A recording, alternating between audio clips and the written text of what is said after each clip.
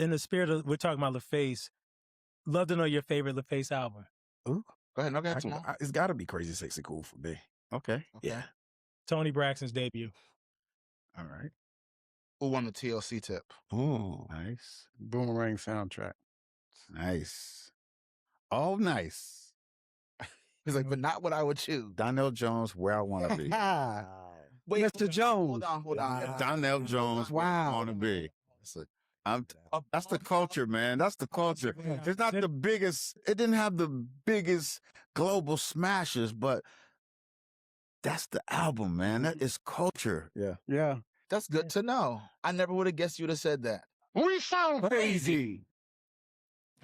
Thanks for tuning in to the Diaphragm Dynasty. And of course, as you hear from the audio clip, one of LaFace's creators or one of the CEOs was talking about L.A. Reid, was talking about the best albums or his favorite albums from the LaFace records during their era.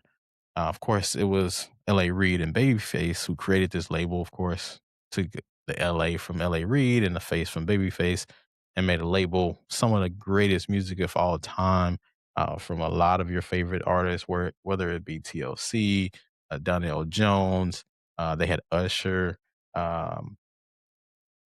pretty much the whole gamut. They had Sierra's debut album. I believe they had T.I. at one point. They even had a few Pink albums as well, Pink the pop singer. So they've had a lot of great collectives. And as you hear in the clip, L.A. Reid said that Donnell Jones, Where I Want to Be, was his favorite LaFace album or the best album. But I think it's an interesting pick because that album was pretty good and it was very underrated, though, because it had such a huge single in Where I Want to Be. And then he released a single called This Love, and that was pretty much the singles. But he had a lot of great B-sides on that album. And this was during an era of, I want to say the late 90s, where pretty much a lot of albums popped and were very successful because I think that was the height of the economy and people were buying a lot of music. There was no streaming. There was a lot of radio play. There was a lot of either you buy an album, a cassette, or you listen to it on the radio. So pretty much wasn't much in between other than watching music videos. So this era was popping for music growth and just popularity of just music. Now everybody streams it. Nobody really buys music anymore. Nobody really watches the video unless you're on YouTube and you just happen to see the video and you got a little time. But for the most part, it's mostly streaming now. Uh, but I thought it was interesting. He said Donnell Jones was their best album because it's kind of tricky because they had R&B acts and they had rap acts as well. Like I said before, they had um, believe they had Jeezy at one point, but they had T.I. But then the biggest group of all time, or one of the biggest rap groups of all time, they had Outkast for several albums. So that was interesting to hear him say that was the best album that they had. Because I think he's more of an R&B head anyway. He's not really more of a rap guy. He's R&B. But that Donnell Jones album, pretty sure he worked close on it with him, and it probably was the best creative process. And I think that's what mostly he was probably speaking to, not just sonically or of course not sales. It was the best. We know TLC sold a lot. We know Usher sold a hell of a lot of albums. And I think that Confession albums fall under Arista because it's kind of tricky because they had the Arista label, but then they had the LaFace imprint. So it was kind of split up sometimes about whose label it was underneath or imprint it was underneath, however that works. Um, but like I said before, they had Outkast and the rap albums. So they had Aquemini, they had the Soul Food album that was from Goody Mob. They had Southern Playalistic Cadillac Music, and they had Stankonia as well on that label. So it's kind of difficult to just say what the best album was because you have two different genres, but at the same time, you could break those up into genres and say the best R&B and the best rap album. Of course, he just said period, because R&B wise, they had Usher debut album and Sierra's debut album. They had Usher Here I Stand. The Boomerang soundtrack was one of my favorite soundtracks of all time. They had that TLC debut album. on the TLC tip, and then Crazy Sexy Cool, Tony Braxton's debut album, which was very good, and then, like I said before, those Pink albums. So, um, while I think that TLC's debut album probably was the most important because it gave the label credibility, and it also gave the label momentum because it was the first album that really popped. They had another album that they released before TLC's album, um, but it didn't do well as the TLC album, and it didn't have the impact of the TLC album because we had never seen a girl group like that before, where you had two female singers, you had a female rapper, and Left Eye, rest in peace, was one of the most underrated rappers as well because I think in that group, it kind of like just got fused in with the singing and the ballads because there was such a pop group. It was R&B, but they were very popular. But and most people, and they transcended genres as well.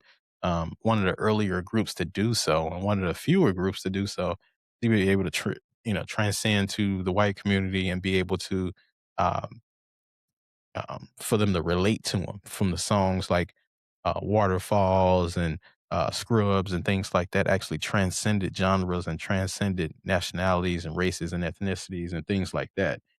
So that album was very impactful for the label and for the genre as well because it showed that we can make music that can cross over because we know their music cross over all the time, but it's very difficult for black music to cross over because it's too soulful, it's too um, churchy sounding, or it's too gangster rap. It's always something when black music tries to cross over or tries to get to the masses. There's always some kind of stereotype or some kind of ism that's involved that prevents that. But TLC was able to avoid that. So that's why I think that TLC solo album is probably the most impactful or most influential song that was on the LaFace imprint. But if you're talking about the best album, and I believe this album is included because I looked at the back of the original CD cover and it did have LaFace on the back of it. Easily the best album has to be the Usher's Confessions album. Now, this album sold over 15 million records worldwide, and that's not a reason why I said it was the best. I think it's the best because the album was just perfect to me and it was versatile and so much money went into it. You had some of the highest graded producers, some of the greatest writers.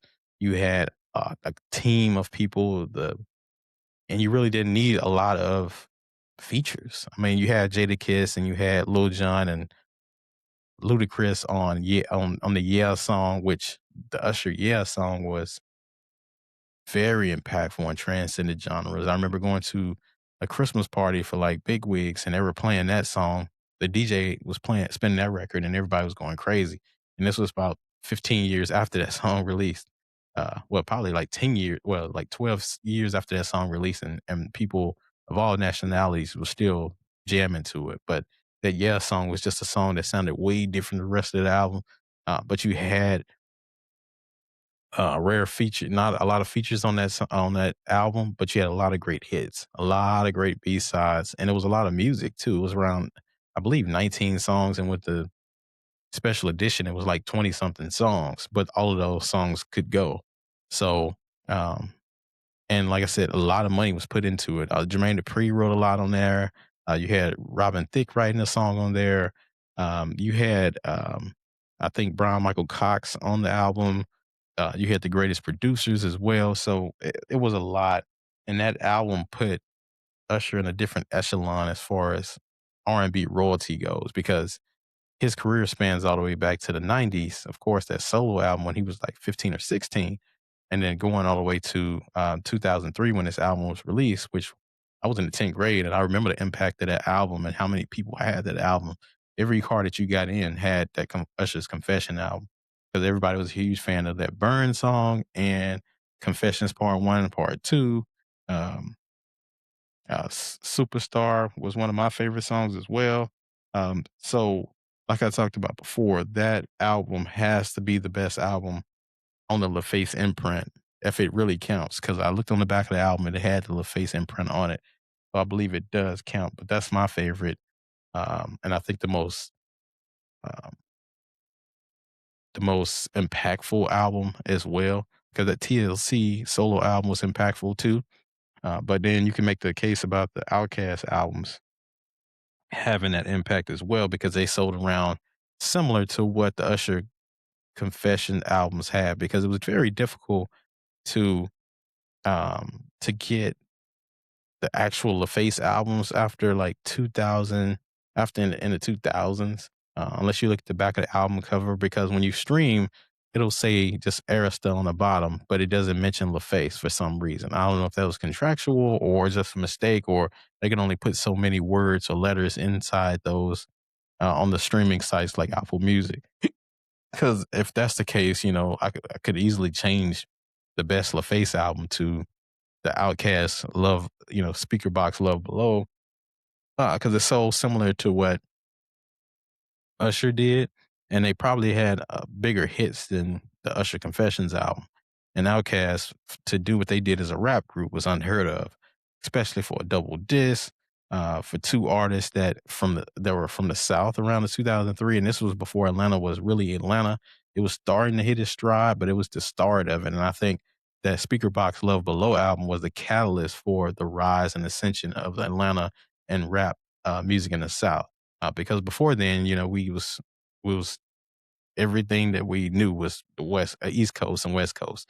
You had Tupac, you had Snoop Dogg, you had Dr. Dre, you had Ice Cube, you had on the East Coast you had Nas and you had Jay-Z, and then you had um, Q-Tip and Tribe Called Quest and De La Soul. So it was just two coasts going against each other.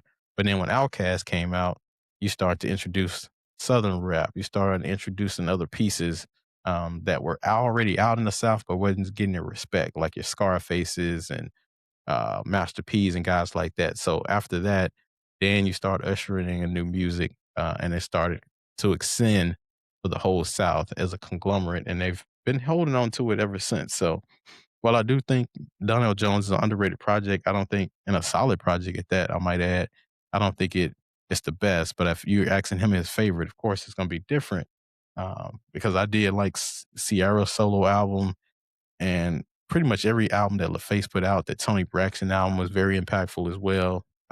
Fused in or mixed in a little bit with the Boomerang soundtrack. So tell me your favorite LaFace album, and until next time, I'll see you next time.